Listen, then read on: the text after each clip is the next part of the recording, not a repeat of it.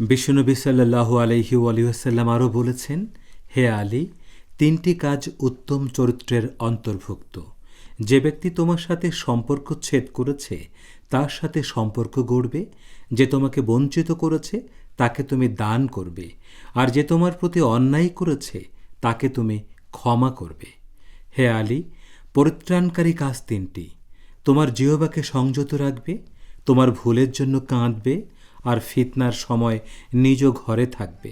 বিশ্বনবী সাল্লাল্লাহু আলাইহি ওয়াসাল্লাম আরও বলেছেন, হে আলী, আল্লাহর সৌন্দর্য তিনটি বিষয়ে। যে ব্যক্তি আল্লাহর কারণে তার মুমিন ভাইয়ের সাক্ষাতে গমন করে, অর্থাৎ সে আল্লাহর জিয়ারতকারী, আর আল্লাহর জিয়ারতকারীর সম্মান রক্ষা করা আল্লাহরই কর্তব্য। তাই সে যা কামনা করে তিনি তা দান করেন। যে ব্যক্তি নামাজ পড়ে, এরপর দোয়া দুরুদ ও মোনাজাতে অতিবাহিত করে পরবর্তী নামাজ পর্যন্ত, অতএব সে আল্লাহর মেহমান, আর আল্লাহর মেহমানের সম্মান রক্ষা করা আল্লাহরই কর্তব্য। আর হজ এবং উমরা এ দুটি হল আল্লাহর কাছে দূতের আগমন, আর দূতের মর্যাদা রক্ষার কর্তব্য আল্লাহরই। হে আলী, তিনটি কাজের সওয়াব দুনিয়া ও আখিরাতে বিস্তৃত: হজ, যা দারিদ্র্য দূর করে; সদকা, যা বিপদ থেকে রক্ষা করে; আর আত্মীয়ের সম্পর্ক জোড়া লাগানো, যা আয়ু বৃদ্ধি করে।